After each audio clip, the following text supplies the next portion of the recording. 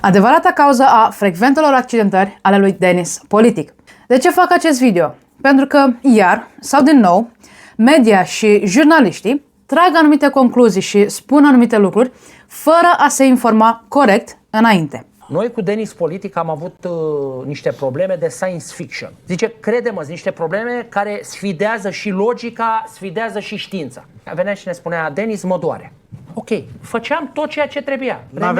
Remeneul, aia, așa. Bă, nu ieșea nimic. Da. În mintea lui era mă doare. Îi spune doctorului la fel, da, dar simt totuși o durere. Este o durere, această durere este în mintea, în psihicul lui Denis Politic. Cum? Ipohondru. Da? Și nimeni nu știe ce și cum. Nu, Denis Politic nu este ipohondru. Și nu, durerea lui nu este în mintea lui. Durerea lui este cât se poate de reală, iar problemele lui sunt cât se poate de reale.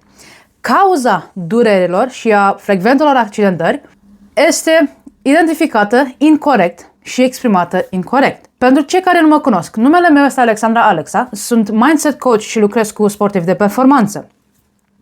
Ceea ce voi prezenta în acest video, știu că este un subiect foarte delicat și nu este ușor acceptat de medicii care practică medicina tradițională.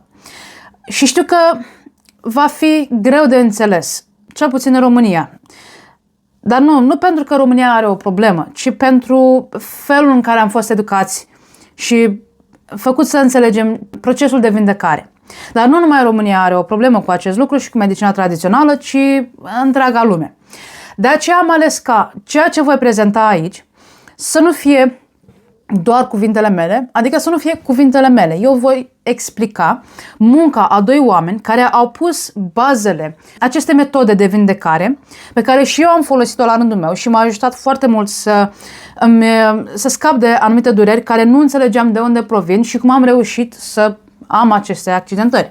Dar, de asemenea, voi folosi nu numai munca acestor doi oameni, dar și cuvintele exacte ale lui Denis Politic.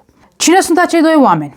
Primul dintre ei, numele lui este Dr. John Sarno. El este sau a fost medic de reabilitare. El ajută oamenii cu dureri foarte mari să se recupereze. În perioada 1970-1980,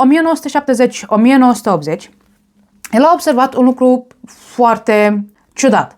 Ca și medic, având oameni care vin la tine cu dureri în anumite zone ale corpului, ce faci prima dată? Îl trimiți pe om să aibă un scan, să vezi ce se întâmplă acolo. Acești oameni aveau într-adevăr anumite probleme ale oaselor, musculatură, ligamente, tendoane. Dr. John Sarno, cumva, el era recunoscut pentru a recupera oameni în special cu dureri ale spatelui.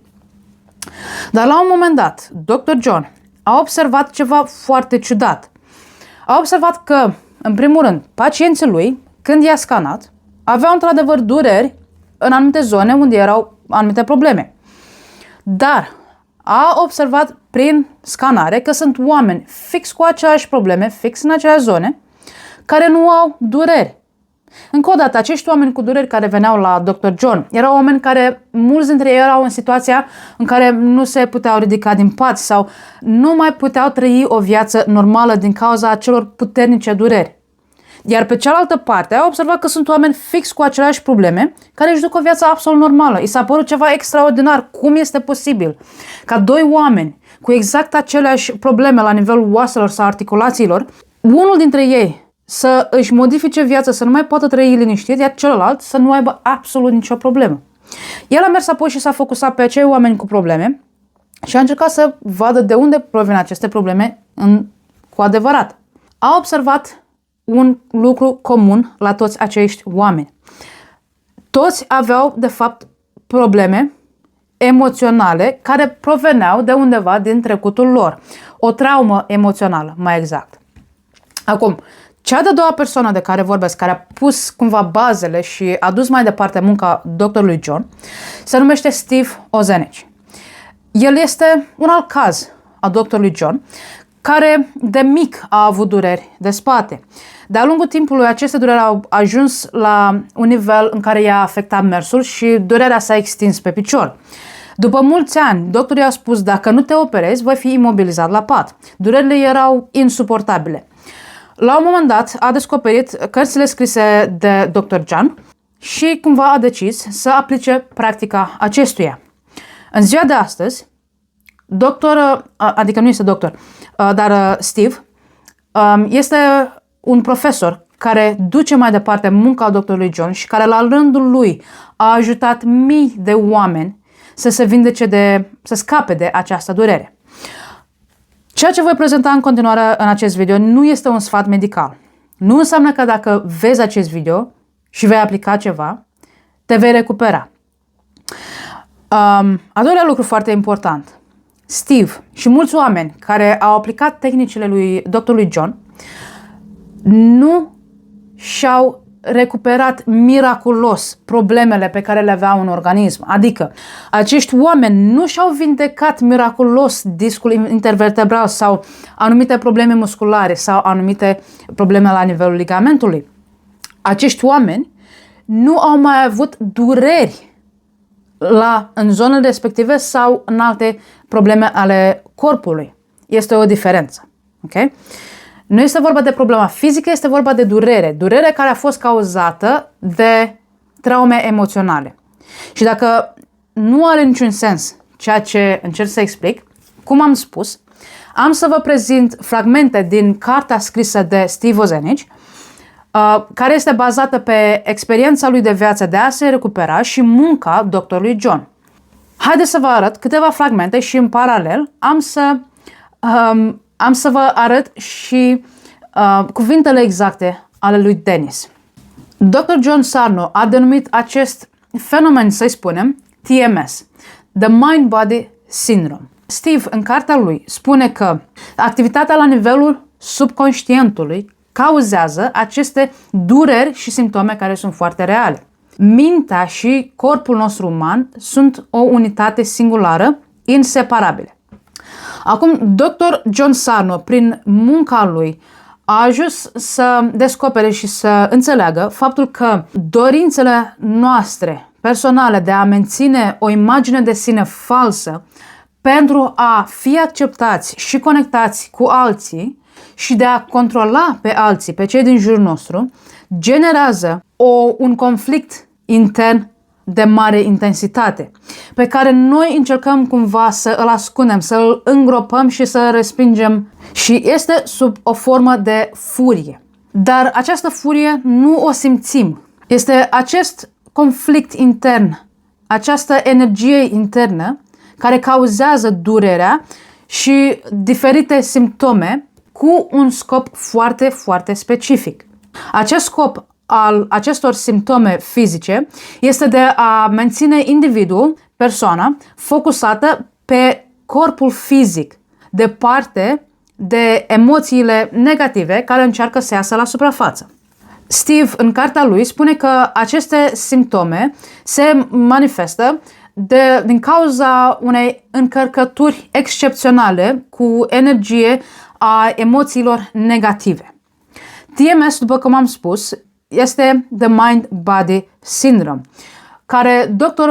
John Sarno spune că se manifestă atunci când sistemul nostru intern, fight or flight, se activează.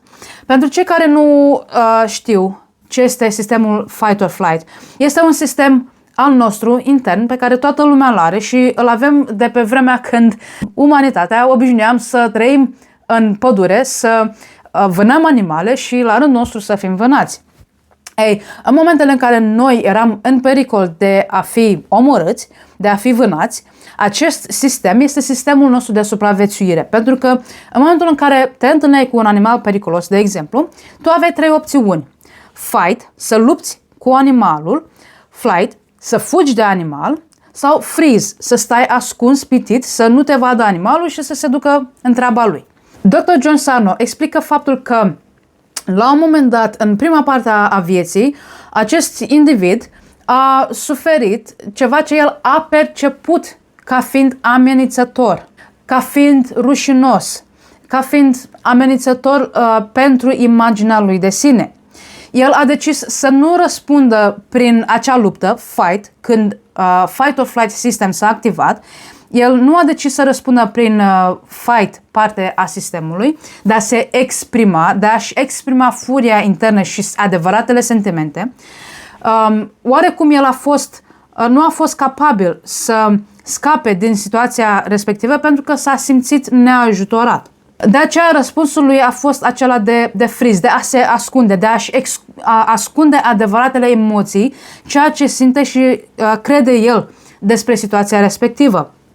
În așa fel, el și-a creat o memorie falsă a ceea ce reprezintă pentru el situația respectivă și abilitatea lui de a răspunde la situația respectivă, iar această memorie falsă este cumva imprimată în memoria lui pentru tot restul vieții sau pentru o anumită perioadă de timp până când individul va decide că este timpul să o recunoască și cumva să se vindece. Acel individ sau persoana aceea care suferă de mai multe simptome cronice este un individ care nu a fost capabil să își recunoască trauma experimentată în prima parte a vieții și să scoată din memoria lui, din mintea lui. Haideți să ne uităm la istoria lui Dennis politic. Știm că el, de mic copil, a fost recrutat de cei de la Manchester United Academy. Mai știm că cel mai mare vis al lui este să joace în Champions League și să fie parte din echipa națională. Ca și copil, când ești recrutat de una dintre cele mai mari academii de fotbal din lume și cu visele tale de a juca în Champions League, de a face parte din echipa națională, deja te gândești, I made it. Este la un pas de a-și vedea visul realizat. Ei, el a ajuns la Manchester United Academy. De acolo, probabil, și-a dorit să joace pentru echipa de seniori, să joace în Premier League, să joace pentru una dintre cele mai mari echipe de fotbal ale lumii. Dar în schimb, ce s-a întâmplat? El a fost trimis să joace pentru ligile inferioare. Asta a fost primul impact negativ emoțional. De acolo s-a accidentat la genunchi, iar recuperarea lui, într-un mod ciudat, a durat mai bine de 1 an jumate. Asta fiind al doilea mare impact emoțional de care a suferit. De acolo el a fost trimis, din câte am înțeles, în Italia, când apoi a revenit să joace pentru echipa din Anglia. Oarecum, iar a fost un impact emoțional negativ foarte mare pentru el.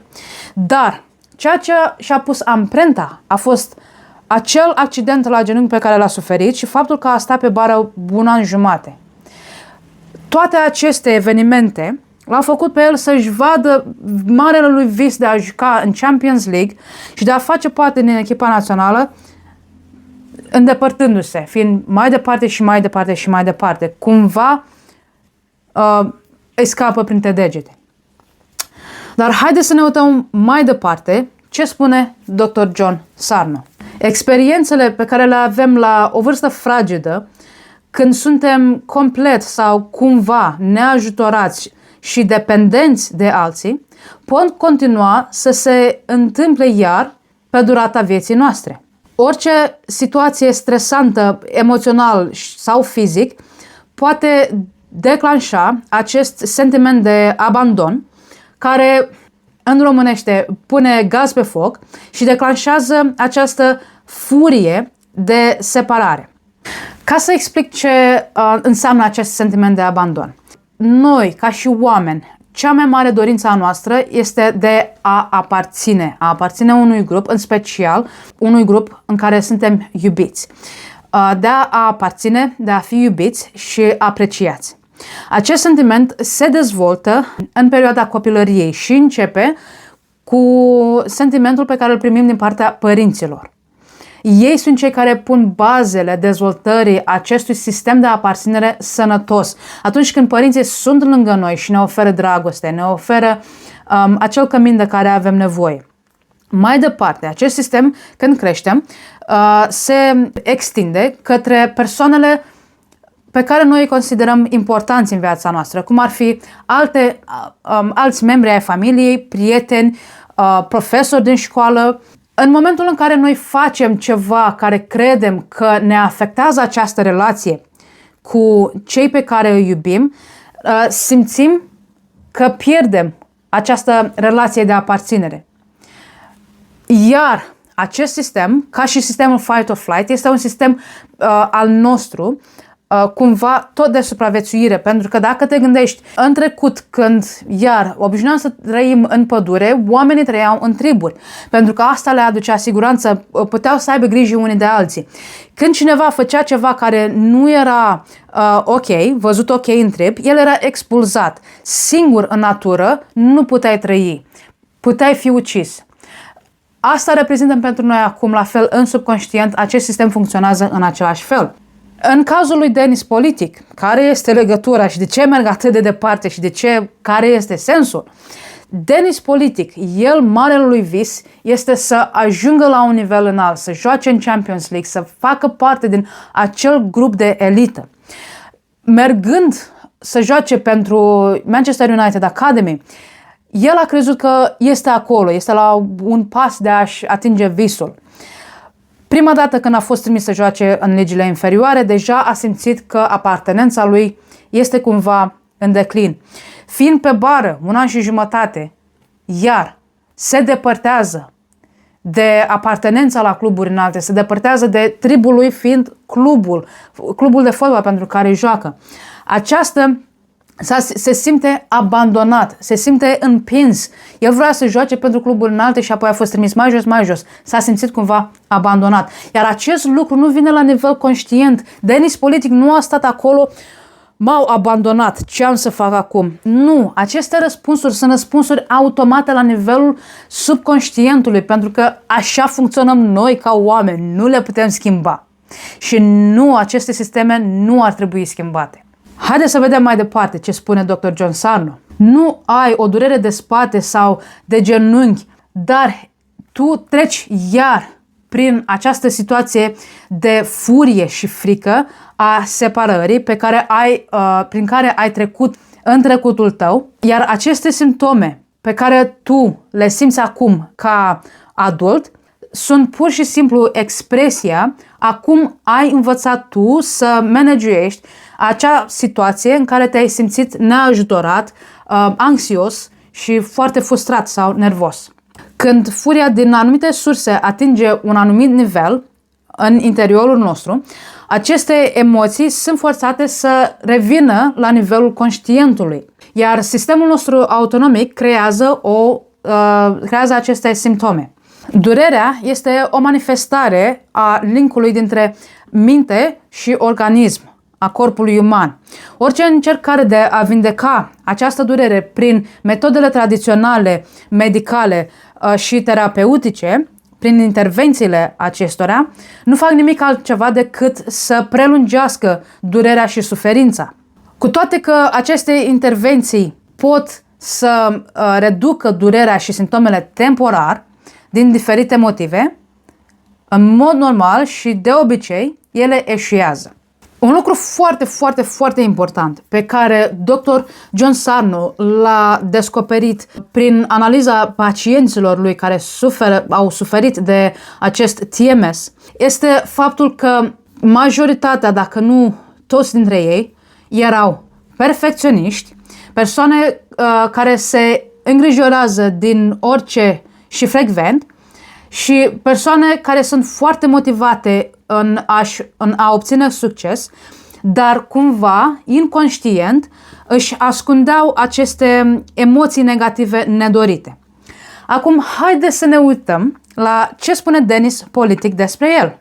În 2 sferturi să ne calificăm în Champions League și să câștigăm campionatul. Am găsit foame de succes, ca să spun așa, de dorință de a câștiga trofee și eu am această dorință. FCSB se bate an de an la titlu și la cupă, joacă în cupele europene și asta îmi doresc și eu și de asta am ales să și vin. Este un vis pentru oricare copil, cred că să ajungă în Champions League și asta îmi doresc și eu.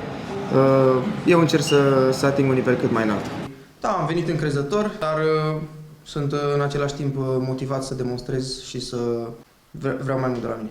Sunt frustrat de accidentările astea, fac tot ce ține de mine și încerc să fiu cât de profesionist pot și mi se tot repetă. După cum vedeți, din ce a spus Denis Politic, cuvintele lui, el face orice este posibil pentru a își menține sănătatea, de a avea grijă să nu se accidenteze iar, de a nu reveni această problemă, această durere. Acestea sunt semne de perfecționist. Acestea sunt semne că el se îngrijorează că undeva în viitor aceste probleme vor reveni. După cum am văzut și mai devreme, cea mai mare dorință a lui Denis Politic este să joace în Champions League, este să fie parte din echipa națională, este un sportiv care este foarte motivat să-și atingă succesul dorit. Dr. John Sarno a denumit aceste persoane cu aceste caracteristici ca fiind persoane cu Type T personality. T se referă la tensiune. De ce? Haideți să ne uităm din punct de vedere medical la ce se întâmplă cu Denis Politic. Pentru că de câte ori s-a accidentat Denis Politic în ultimii 3 ani? De 4 ori, după cum a spus el, în aceeași locație.